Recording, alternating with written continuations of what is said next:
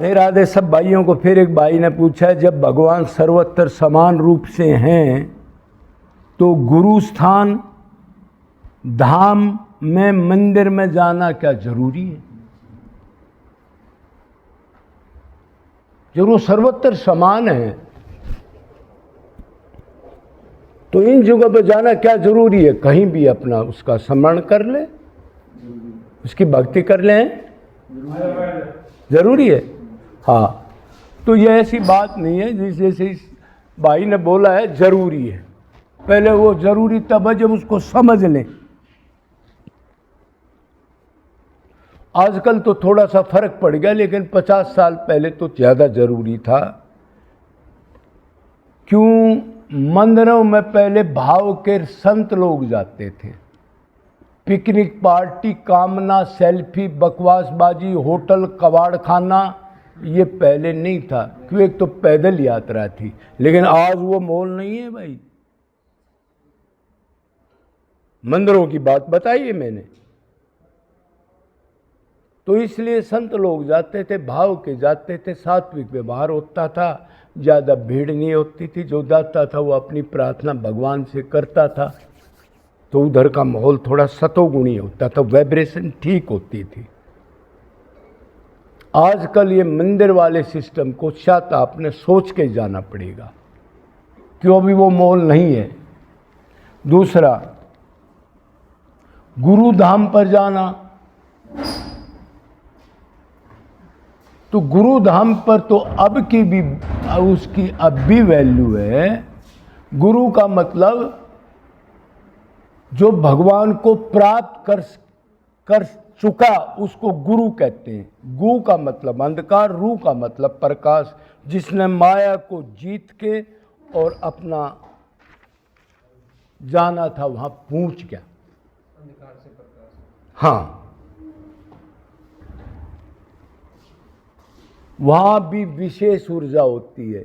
फिर दूसरा ये, हमने उधर से तत्व ज्ञान मिला है, और उधर से जो आदमी है वो जो ज्ञान दिया है उसकी वाइब्रेशन भी होती है उधर, और उससे हमारा एक संबंध भी है, क्यों हमारी स्टार्टिंग उधर से हुई है। तो अगर हमने होश के तो ऐसे संत के पास जाना चाहिए जब भी टाइम लग जाए, जब तक वैराग्य नहीं होता। और वैराग्य होने के बाद तो बात ही अलग है। फिर तो और कोई काम ही नहीं रहता ना, बस एक ही काम रहता है। फिर तो और कहीं जाना ही नहीं। फिर तो उसी का जो एटमॉस्फेयर, उसी की जो मिले, उसी में हमने रहना है।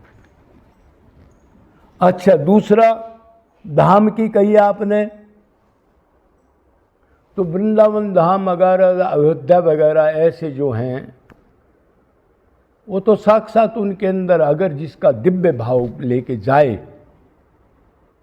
तो वो तो उसको आम भूमि तो मानेगा नहीं। अगर आम भूमि मानता है साधक को तो फायदा नहीं मिलेगा।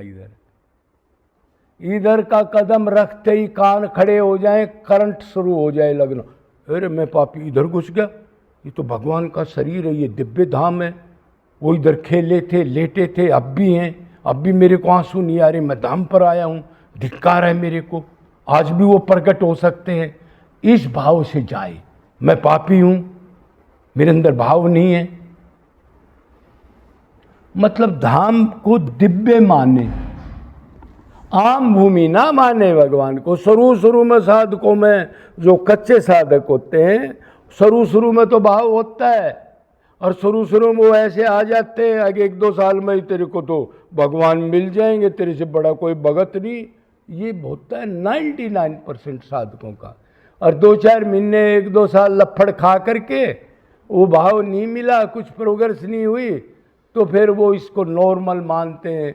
फिर गलत चिंतन, फिर संबंध बना लेते हैं साधु संतों से, फिर आना जाना शुरू कर देते हैं, फिर भंडारे कीर्तन का रस लेने लगते हैं, तो वो चीज़ें खत्म होने लगती हैं। कि वो तो ये सोचते थे जाते ही मिल जाएगा, बस तू ही है। अरे अनादिकाल से अनन्य भक्ति के बगैर नहीं मिलता। तेरा गुरु बताते था, तेरा भेजा में ये बात नहीं आती थी, मैं भगत बन गया। जीरो मानता अपने आप को तू। एक क्लास चला नहीं और बात करता है ऊंची ऊंची, कुंज निकुंज की लीला की बात कर रहे हैं बड़े बड़े वो गुरुजी बता रहे निकुंज लीला के, कुंज लीला की।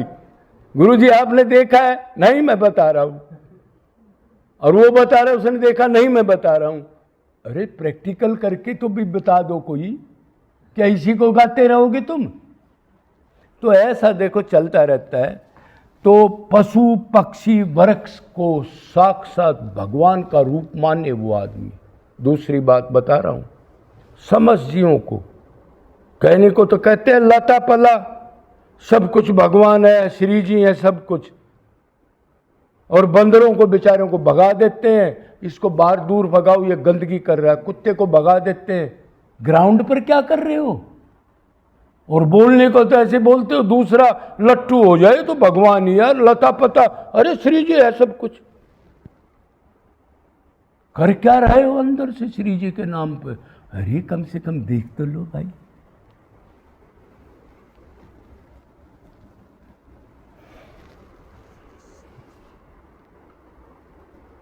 तो अगर इस भाव से तीर्थ पर जाए, तीर्थ किसी को कहते हैं जहां भगवान ने लीला करी या कोई पूर्ण संत भगवत प्राप्त हुआ रसिक, तो तीर्थ पर जा रहे तो किस भाव से जा रहे हो आप? वो होटल मिलेगा, वो मेरा जानकार है, उधर मेरा बंदोबस्त हो जाएगा,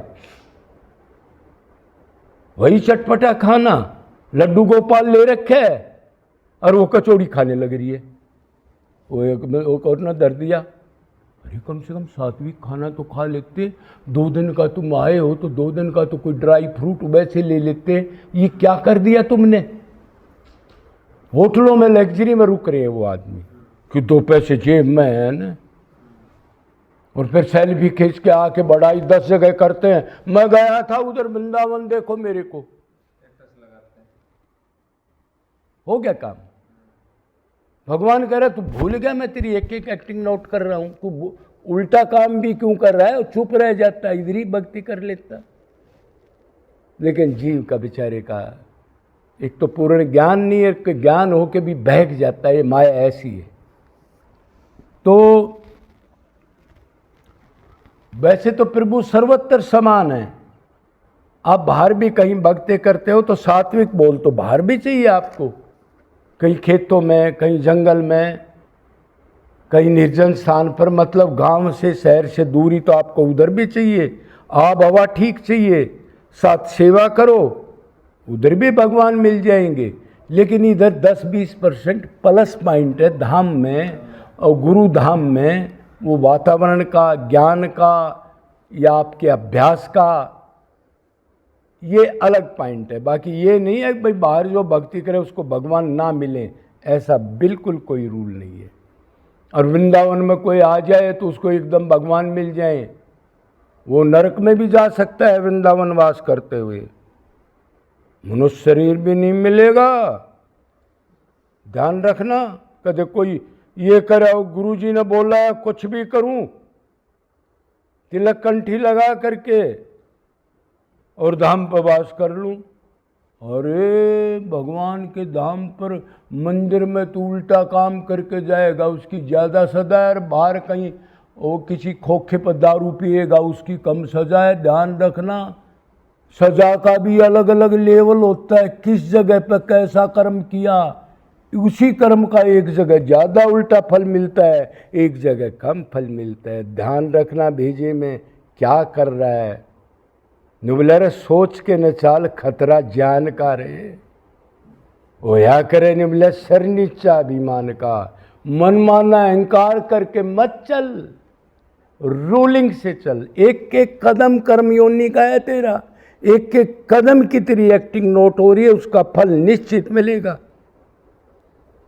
एक कुत्ता चाहे 50 जीव को मार दे, कोई फल नहीं मिलेगा उसको। 1000 जीव को एक दिन में मार दे, कोई फल नहीं मिलेगा। ऐसा बंधन है, इसमें नरक बहुत जल्दी मिलता है। अगर निष्काम कर्म धर्म और भगवान की शरण नहीं होगी तो ये मन इतना गड़बड़ है, दूसरी दिशा में चापलूसी लगाएगा, छल में कपट में, ऊपर से बनावट बना लेगा। और छल कपट में क्यों? भगवान में नहीं लगा तो माया में जाएगा। और माया में तो वही प्लान है 420 ठगी, कैसे आदमी को कैच करना है, बस। और कोई प्लानिंग नहीं होती, अब और कुछ होता है तो कहीं का भी नहीं रहेगा। ऐसा घोर से घोर नरक मिलते हैं इधर। तो इसलिए सोच के करना है। तो प्रभु व्यापक सर्वत्र समान है, उनको रो के पुकारना, उनसे संबंध बना करके ये काम करना है। धाम पर अगर उसकी वैल्यू मानोगे कि ये दिव्य है, साक्षात मेरे परमात्मा ही बन गए थे धाम के रूप में, ये राधा रानी के कहने से गोलोक का टुकड़ा है, ये आम भूमि नहीं है, महापरले परले में इसका नाश नहीं होता, इतना विश्वास दिव्य भाव के रख के करोगे तो इधर प्लस पॉइंट मिलेगा आपको, मतलब प्रोटेक्शन मिलेगी भक्ति के अंदर। जे जे